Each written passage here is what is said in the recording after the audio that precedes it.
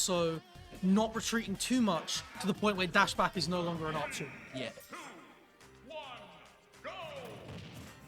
Oh, and immediate turret mode from Gris. Yeah. Lovely stuff. Just forcing Theo to jump in a bit here. I mean, we see it being very up to Theo right now to just make the approaches. So we're gonna I think the game state is being established where we're gonna have Theo be the main approacher of this set, and Gris is gonna be staying on that defense. Yeah, immediately, and Kalos is a wide stage, but Gris has been forced into the corner and beaten and battered and bruised around. Got to try and find a way off this ledge here. Nair's not going to take the kill quite yet. But then Nair, just really good pressure on that ledge. The most Gris can do is just time a really good jump in, but just fights out. Yeah, I mean, and the Kalos ledge to blast zone is also really big, right? Like, one of the defining things about this stage is just how big the blast zones are. You're not going to find early kills off the sides. You're not going to get cheesed very often. Yeah. You will die raw to that down air at that percent. That down air is a menace.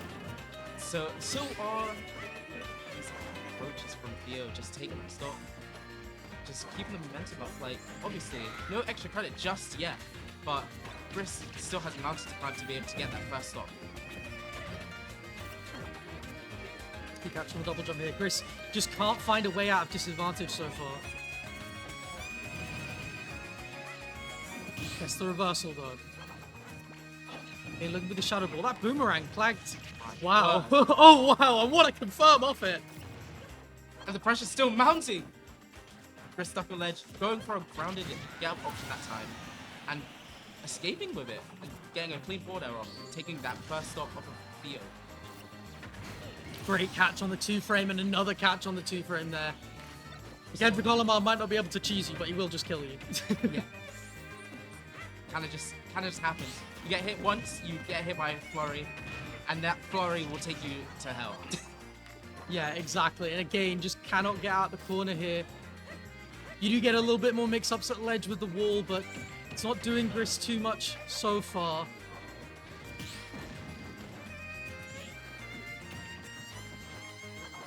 Gotta be careful to avoid those down tilts, but Kendrick Olimar's just playing so well around Gris's threat range. He's staying at mid-range, making it really awkward to go for the reflector or charge shadow ball, and then he's jumping over these down tilts that Gris is throwing out to try and catch a dash in. Yeah, to add to that, like, with Theo's options in that mid-range, everything is just slightly too unreactable for Mewtwo. And if Mewtwo does throw up to swing, you've got the punishes of Youngling to deal with, you know? And Youngling in that mid-range is very, very potent. But Mewtwo has to, like, slightly closer to get those big normals in. Great pressure with the bomb there, and the back air 1 to up tilt, that will take it. Very, very calm so far from Kendrick Olimar. Composed win, I think. He's just not giving up the pressure. He's almost abusing the fact that Gris is he's almost abusing Gris's defense, just not letting Gris have a chance to be able to throw anything back. It's quite a tough position, to be honest. Okay, interesting that Gris's counter pick is FD here. So I'm assuming Town was banned, and a few others as well. Probably Triflats. Yeah. So interesting. I think Gris will benefit a bit from a flat stage. Just makes it a bit more awkward for Kendrick Olimar to get his advantage state going. He does like using those platform extensions, getting the tech chases, whereas Gris's game plan is more about charge shotting and then release, right? Yeah.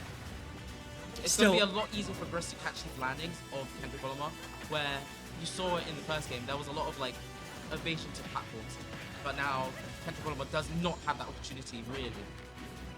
Yeah, that's a really good point, actually. It can allow Gris to keep his advantage state going for a bit longer, but it's Kendrick Olimar who keeps getting things going. You see Gris is trying to have to resort to those F-tilts to catch the jump in, but it's a bit laggier, and Kendrick Olimar's just punishing it. Yeah, for sure. And he just keeps the pressure going. Gris cannot get off this ledge very, very safely. Just Kendrick Olimar just throwing out these nairs, keeping Gris like in a very awkward position where you just cannot get out of. Again, just to the ledge again. It's almost like he was never really on ledge, off ledge to begin with. That beautiful little bait there, holding a bomb in hand like he's gonna Z-drop it, and then just not pulling the trigger, and just waiting and getting your confirm.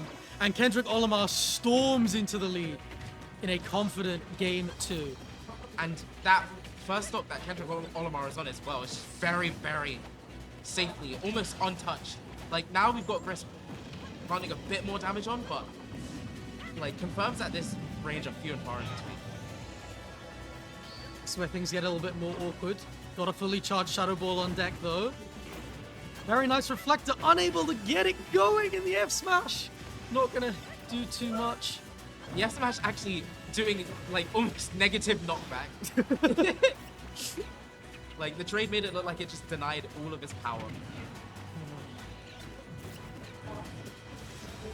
What? Oh wow. That caught it. Edge. Great knowledge. Yes. Great knowledge. And again, knowing, hey, you're at high percent, you don't have the invincibility that you had before. Really smart stuff. And it's exactly what we were talking about in the beginning, right? Like, Gris is so understandably terrified of Kendrick Olimar and his damage output that he's cornering himself, and it's leading to even more damage and even more pressure. Yeah. Kendrick Olimar is one of the people where you do not want to be cornered at all. You have to just like close the gap. But like Mewtwo and Gris by nature is just not a person who wants to close the gap. Like you saw there at the start, it was walk backwards into charge shadow. Like Mewtwo needs that charge time. Kendrick Olimar and Young Link themselves don't really need that. So the pressure could just mount on from the start. It's a really difficult situation for Gris to be in. Yeah, exactly. And like using that charge shot to beat projectiles is so important to a matchup like this. But if you're just not given the time to charge it, and if you have to constantly concede space to charge it, you know, how much of an advantage does it become really? Yeah, I guess that's one of the flaws of FDS stage as well, is that Gris does not have the platforms to be able to just prevent arrows from. Whoa. Nice. Gris does not have the That right was to beautiful. prevent arrows from just being waved at him whilst he charges Shadow Ball. That was a Fox McCloud confirmed, by the Yeah. way. That was a different character. Like Young Link, I don't know. Young Link to me is fundamentally a melee character where, like you've got like characters in the roster where you've got they feel very representative of their game. Young Link, very representative of melee. You just got combos out the wazoo. Got like nice unique tech that you can do, but like you just get confirms and combos like that. Yeah. Just setups, all these combos, all these bits of tech that you can use. But Gris has leveled the stocks up. What can he do with that though? Again, Kendrick forces him into the corner, and it's also like his choice of combo routes. Like every combo that he's picking is taking Gris to ledge. He's not going for juggles as much, right? Yeah. I say that, he goes for a down throw up air, but you see what I mean? Even then, he's forcing him into the corner. And one thing I'm noticing on ledge as well is that Kendrick Olimar has noticed how patient Gris is being on ledge and how reactive Gris is being. So now Kendrick Olimar is just opted to stand at ledge and just wait for Gris to do anything, because he doesn't believe that Gris is going to do an offensive option off the ledge for how unsafe it might be at this percent. So when when Gris is off stage like now, what's good? He could just afford to be patient. But even then, just getting ledge trumping, making sure that intangibility, ledge intangibility is gone for as quick as possible, and being able to get another down tilt into net. And again, forcing Gris in the corner. Gris has not been allowed in center stage this entire set. Oh. But at the same time, it's almost like, does Gris even want to be in center stage?